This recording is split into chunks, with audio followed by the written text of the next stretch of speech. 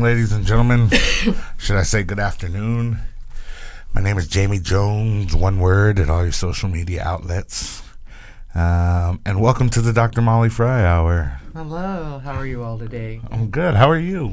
Oh, wow, I'm fantastic. We've had a lot of rain, a lot of rain. Yeah, it's wet out there. Yeah. Right. How does your river look? My river looks really high. Really high. I've lost my walking trail. So I come down and all of a sudden there's a puddle where there was none. Yep, ours is like way over the bank and way over the side where I usually hang out with the kids. Can't get anywhere close to where we where we hang out all year long. Yeah, it's beautiful though. It's beautiful to see the earth renewed. Mm-hmm. And what I noticed was that the silt is being washed up from the river coming downstream, obviously, onto an area that hasn't been fertilized for maybe 10, 20 years. This is a several decades flood that we're having right now. The last time in Sacramento I remember was in 87.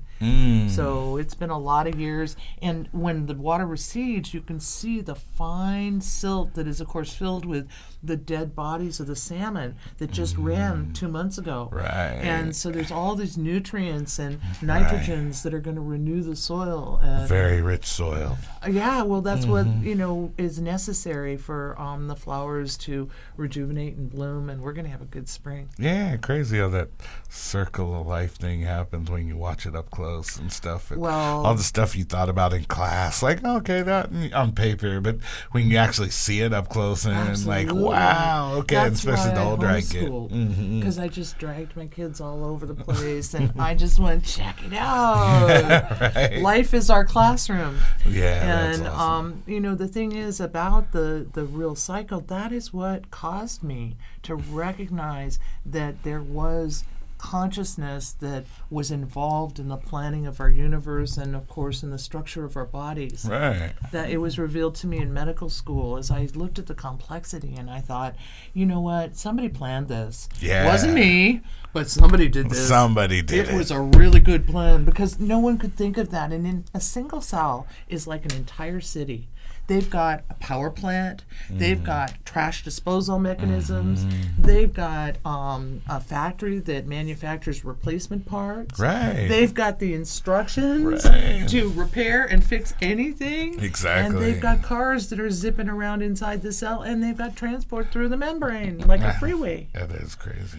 Yeah. Whole ecosystem. Yeah, we think of us as one person or one being, but we're really like billions of little beings being all working in unison to and communicating. Exactly. You don't think you'd be made of a billion cells that were talking to each other. And see, this is the lunacy of Western medicine, is we deny that the physical is also connected to the energetic, which is the consciousness. Right. And of course, if you don't have awareness of the energetic, you've missed half the picture. Right.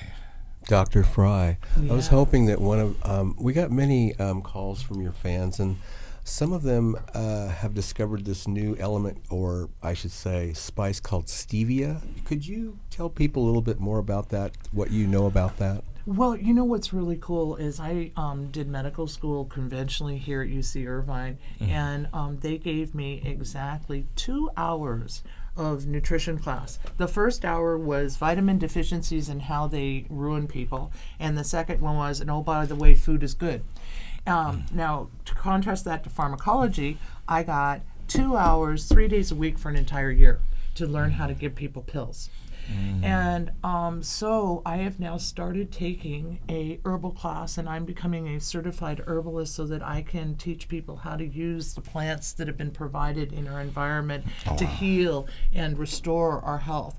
And so stevia is a natural sweetener, and here I think for all this time people have been poisoning themselves with what is the one they first started. Artificial sweetener was the first one. Fructose? No, the one that's a natural sweetener. That's a fruit one. Saccharin? Saccharin, yeah. And then they found out, saccharin causes cancer. Right. Oh, yeah. Pull all that. of the different... And then they came up with aspartame. And oops, lots of people have seizures with aspartame. Right. Okay. Well, it turns out that nature has created in this plant an incredibly sweet substitute. I chewed on the plant on Saturday, and it has no calories. And I'm like, you know what? You could put this in brownies and cookies, and there's really very few people who would actually say, I noticed something different.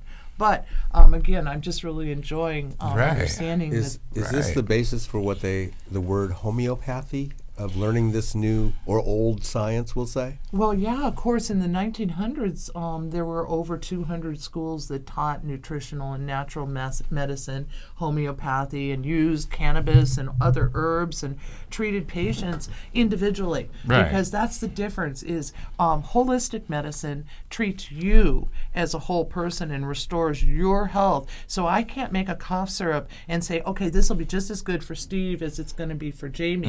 I have to talk to Steve and talk to Jamie and discern which herbs and what combination will be the best cough syrup or the best decongestant for them. So and what happened to all the homeopathy schools, and why isn't that still taught? Well, I really don't believe in conspiracies, but the longer I live and the older I get, the more I seem to see them everywhere. What I think is really interesting, though, is I don't even believe the conspirators understand the long-reaching impact of their little conspiracy. Right. But Rockefeller and Carnegie were associated with Bayer, which, of course, Bayer aspirin is still around. And they realized that there was a whole new market to be harvested called the petrochemical pharmaceutical industry.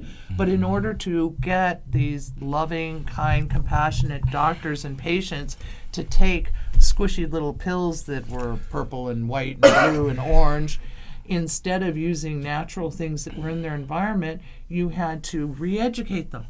Wasn't that the same Bayer aspirin company that? Oh, wait, did we talk about this last week? We started talking about it. We did, where all the last colleges week. didn't, Right. the colleges stopped teaching, the college stopped getting funding that would actually teach anything besides the pills. That's right. And anybody who taught anything else, Right, we're back on that again because it's so mind-blowing to me.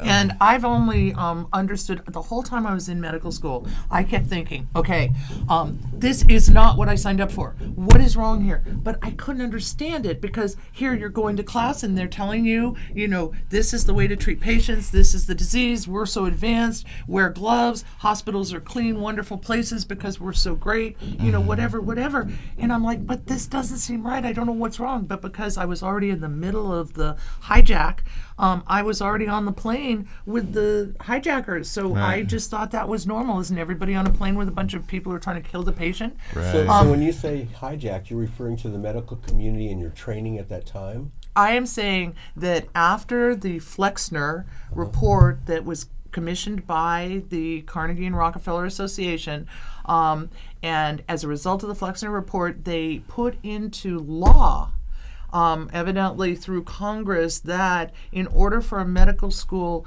to produce a licensed physician licensed by the state and federally ultimately, but at that time it was individual state licenses, they had to have a Flexner approved college, and that meant one that met the standards of petrochemical pharmaceuticals, not herbs, and not massage, and not diet and exercise and healthy living, but specifically take a pill and go away. It's called allopathic medicine. This for that.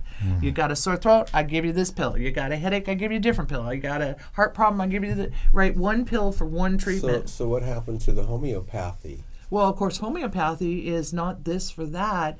It's a thing of how do we restore an overall well-being? What are all your symptoms in combination, and what combination of herbs can I provide you to restore you back to a healthier balance? And that what happened to them is they all closed, because if you graduated from a natural medicine medical school, your degree wasn't worth anything. You couldn't be licensed by the state of California or Michigan or Florida. And so, of course, nobody did that. And my grandfather, who was educated in 1890, was my role model. Even though I was 6 when he died, he formed my mother, who was raising me, and there was this presence in our family that medicine was a calling, that you didn't come to it for personal gain. You came to it as a service to heal. And medical school was not that experience in 1980. So when you got your medical training as opposed to your grandfather's training or your father's training, it was just it was a different type of training. It was learning how to work with pharmaceuticals and prescriptions rather than the homeopathic cures and the natural cures. Absolutely. And some of the things that set off bells and whistles in my training was they would send us to, the hospital to work, and at lunchtime they'd say, oh, you guys can get an education lecture, come down to the lecture room, while you're still working. And everybody goes, oh, goody, goody. Well, why'd we goody, goody? Pharmaceutical companies were there and they fed us. And you got free lunch every single day if you go listen to their propaganda. And then when I moved out and started practicing medicine, the pharmaceutical reps came to my clinic, and they brought with them gourmet meals of Chinese, or they'd send in pizzas, or was it true that they assigned a member from their group to be on every medical school board in the country? Back when they first made this move to hijack the medical education, they provided millions of dollars of funding for the remaining medical schools that hadn't been closed, and in exchange for that, they got a seat on the board to control the way the funding was used. And they built huge modern laboratories that, of course, were designed to test and promote pharmaceutical drugs, not to look toward herbs and other solutions. Is there a new movement today to move away from pharmaceutical drugs, and what would that be called? Well, clearly, there is a move to move away from pharmaceutical drugs, and we now have naturopaths that are not licensed by the state of California as physicians, but they do work naturally. And so, it's coming back, but you can't make any money. I mean, and I'm not saying money's important, but I'm just saying insurance will pay for it. Are they legally able to prescribe anything, or are they legally able to do things for you that's considered not illegal? In other words, if they're helping you, is that considered okay, or are they breaking the law by helping you without a license? Okay, it's a fine line. If they are a pure 100% naturopath, then they have their education. They cannot order pharmaceuticals. They cannot order laboratory tests. They cannot order x-rays. So their hands are tied behind their back from the point of view of a Western medicine trained physician. They have no testing. They have no access pills, to no labs. testing, no labs, no nothing. Right, but they have herbs, and they have common sense, and they have energetics. And so, what would really be awesome is if we could blend the two. Now, me, as a previously once licensed physician in the state of California, I walk an even finer line, because I'm going to have to hire an attorney before and get a document that says that I am in no way practicing medicine. I am educating you about the herbs or whatever, because the line for me, if I tell you, you know what, I really think you should exercise an hour a day, and you go, thanks, Dr. Fry, and give me $20, it's possible that they could say that I was practicing medicine without a license because I received compensation for offering opinion. No matter, because I'm licensed, because I have that knowledge. Right. Isn't that insane? That is deep. So, I'm a little nervous about getting back out there. And, of course, my license was taken from me invalidly. But that doesn't mean that the medical board doesn't hate me because I was a cannabis doctor. And even if I get a new hearing because they had no right to take my license, I was in prison. And one of the reasons they said they took my license was failure to appear to the hearing. So I went down when I got out of prison, and I went, hey, guys, that's kind of like low blow. And they go, well, Dr. Fry, we sent it to your P.O. box. And so that was proof of service. That's good enough. And I go, but you knew I was in prison. They go, yeah, well. So before the pharmaceutical companies had basically kind of taken over the medical schools, how was anyone healed before all the pharmaceuticals?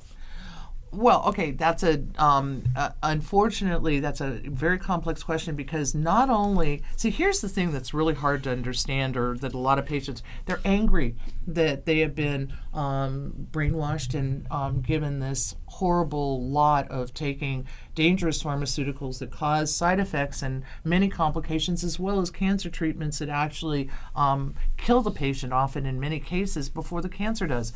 And so there's a lot of anger and emotion associated with this, the pharmaceutical industry. But that is not the whole medical industry.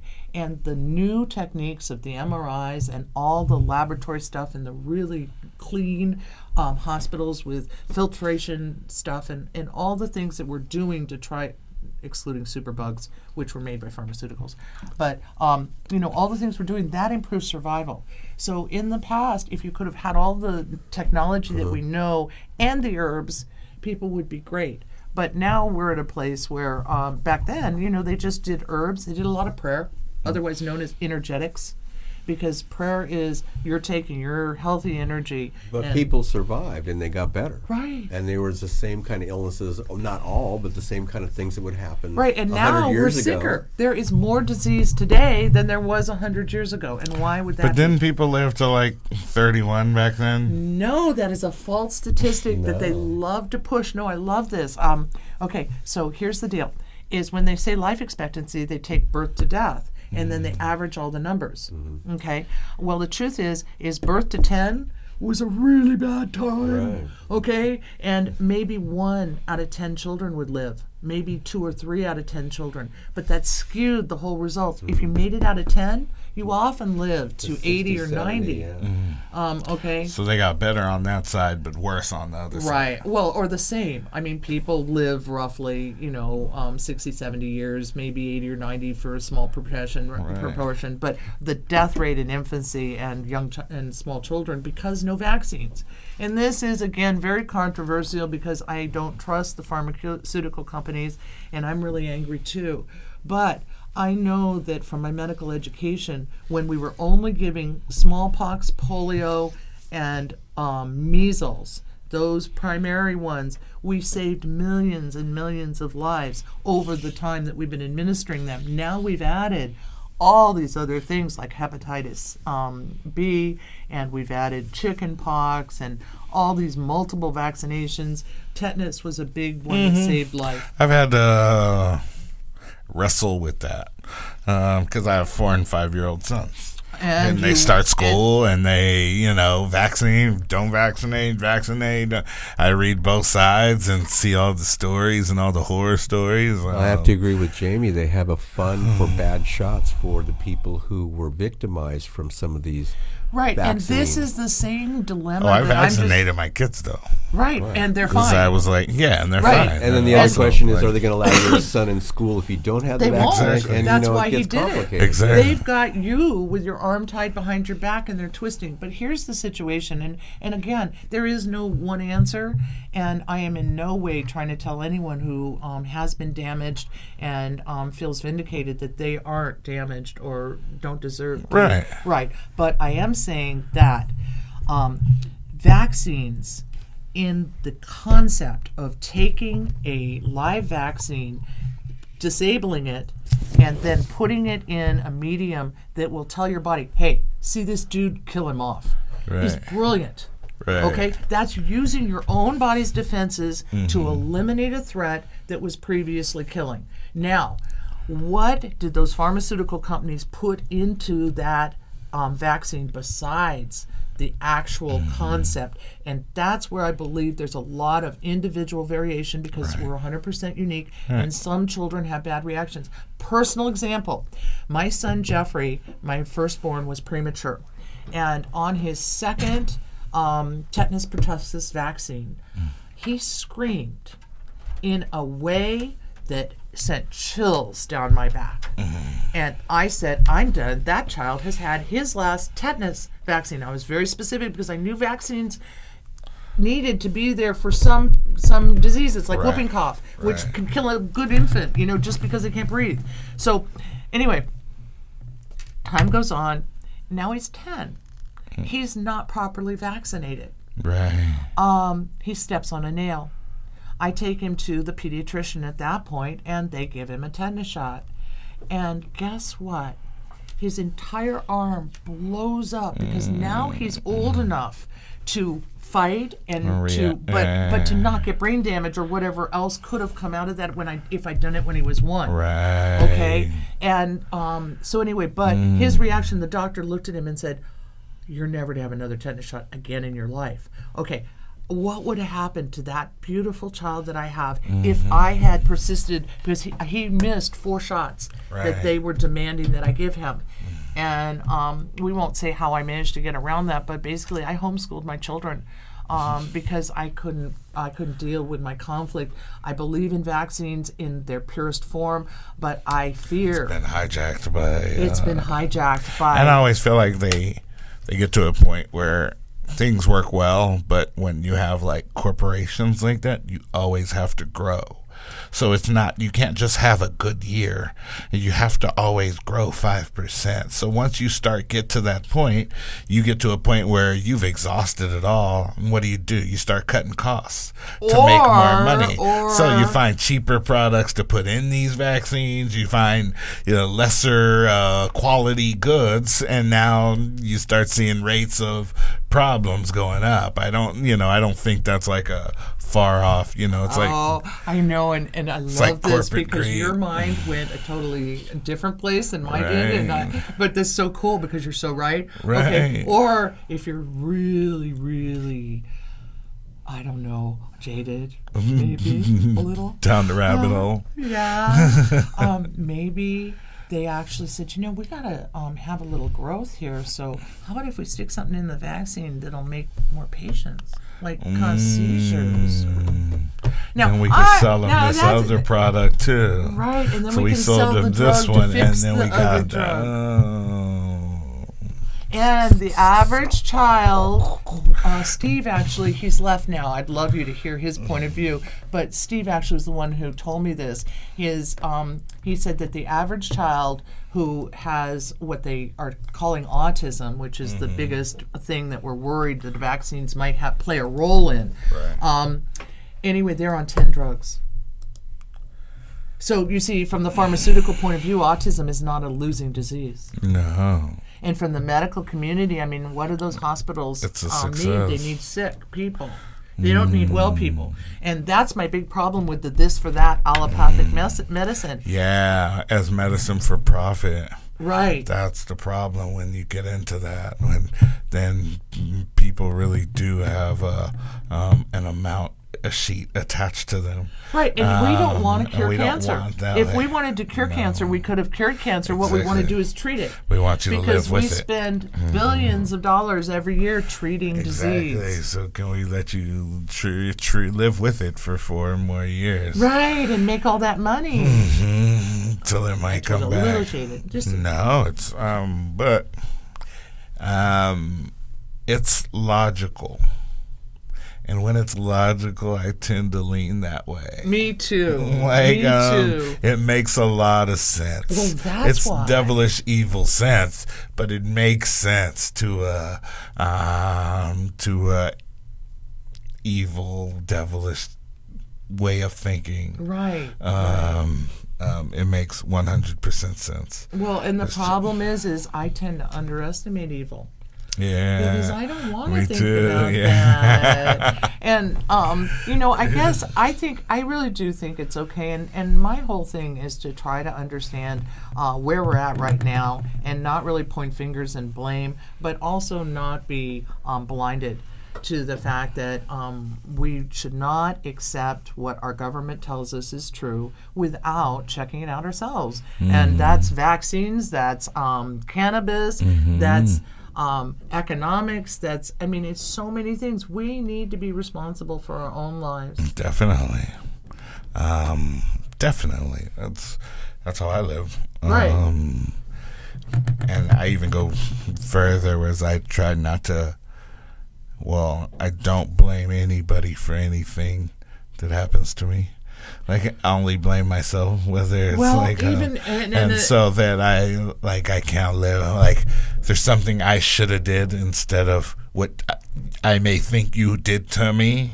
Like, there's a thought of, okay, I just got to accept responsibility for that. And what I did is not, being a good judge of character or, Right, and another aspect of that, which is perfect, that's, the first place if you accept what was my role in whatever went down. But the next level that I really got when I was in prison is, wow, this is perfect. Looks like shit. But it is perfect because I'm here doing it. Right. And I am so convinced that there is a creative consciousness controlling everything, even the bad things. That whatever I'm experiencing right now is absolutely the right thing. And even if I did something to make it happen, then I need to go, okay, well, what did I learn from that? But if I was victim of someone else's bad behavior, you just look at, what can I learn from this? How can I use this to be constructive? Instead of dwelling on undoing what is already done, because you can't undo anything. Exactly. You really can't. Never. And, you can't really. And I don't know if I want to. Right. That's what I'm saying. It's I kind of perfect. like who I am. Right. And then all that shit made this person who he is now, and that I kind of dig. So, like, the good, the bad, that wouldn't change nothing. Like, absolutely. And, because it might take away something awesome that I, hold dear to me now. When I was a child, my mother died of breast cancer. And I spent most of my teenage years very profoundly depressed. If I hadn't had cannabis, I would not have made it through. Right. And so when I was 18, I remember working on an assignment, it was creative writing. And so I was in sort of a creative open mood. And all of a sudden I was gripped with the most intense anger. And I was so mad that my mother had died, so mad that I had grown up without a mother. And the anger was almost paralyzing. And then I felt it came from the creative universe. And it said to me, it's okay to be mad at her. You were left. It wasn't her fault. And all these years you have been unable to deal with the rage and the sadness and all the feelings you were having because you kept saying, she died of cancer. Oh my God, how selfish are you? What kind of creep would be mad at their mother for dying on them? Anyway, that was a moment in my life that changed my whole outlook. All the anger just drained when I just received it and went, yeah, the little girl's mad. Now, the woman understands that was not her fault, but the little girl's mad. And she's still in there taking up a space. And I started loving her and helping her grow up because now I was old enough to act as a maternal mother to help her be nourished from her. And, so absolutely. And then, of course, within a little while after that realization was the one you said, is, wow, I am this really fiercely independent, dynamic, powerful woman with no limitations because my mother died. Right. If my mother had raised me, I would have been a different person. I don't know who that person would have been, but this one is a savage. Is a product of that. And so I could embrace it. And then that was my journey getting into college and starting to really kick ass. Yeah. Nice. So you're absolutely right. Yeah, it's deep. Is it crazy, deep for TV? And it's crazy how you don't get them at how you really can't ponder it at 16. No. Like it doesn't. It's not too much fathomable. You're an old soul if you understand that at 16. Like, right. Absolutely. It almost has to come with with your genes. Yeah, and bumping, falling down and getting up, and got to come with life experiences over and over and again to finally see. Oh, okay, yeah. Wow. You know what I mean? To learn these lessons. And it's funny though that insight can take root even if you're too immature to do it. So never give up on offering that insight. Right. So my daughter, when I first got out of prison, she was really mad at me. And that was because she was 19 when we got sentenced to prison, and within a month she got pregnant because she couldn't stand to lose her parents. That was an emotional thing. And then she did her whole pregnancy and had the child while we were in prison alone. And she was angry. And so I told her, I'll finish the story and then our time is up. But I told her, I said, Caroline, who are you right now? And of course she said, well, you know, I have a great little boy, he's 4, and I have a good husband, and, you know, I have a good job. And, and I go, yeah, Carol. And that was all the things that happened, not just the good ones, but the bad ones too. And so let's just start over. Mom's well now. Mom's not depressed. Mom's not about to go to prison. Mom's back. And she's strong and wonderful and wants to be a part of your life. So let's just go forward. Exactly. And she did. And she was able to hear it at 24. She was able to go, wow, I get it. Mom said that it's okay, that we can go forward. Exactly. The feeling you have is valid, but now I'm here. We're still related. Right, and I'm not because I was a bad person before I went to prison. I mean, I was depressed. I stayed in my room. I became agoraphobic, so my husband had to do all the shopping, and I just it was horrible because you felt like you were about to die. Anyway, when I got to prison, I was happy because it was almost over, and I just hit the microphone. All right, we gotta go. Guys. Well, hey, the Dr. Molly Fry has social media now. Yes, I do. It's Molly Fry Media at Facebook, and I guess that's all the things. I have a Gmail, Molly Fry Media Gmail, but I don't think that's public. I don't know how it works. But I'll figure it out, you guys. And we'll have it all for you next week. Yes. I am Jamie Jones, and this is the Dr. Molly Fry. Hey, it's been fun. And we will see you next week. Yeah, let's talk about some more stuff. You guys can always send us questions and stuff, can't they? They sure can. I would love to answer your questions. Send them to... Let me see. I'll give all that to you next week. All right. Because then we'll have...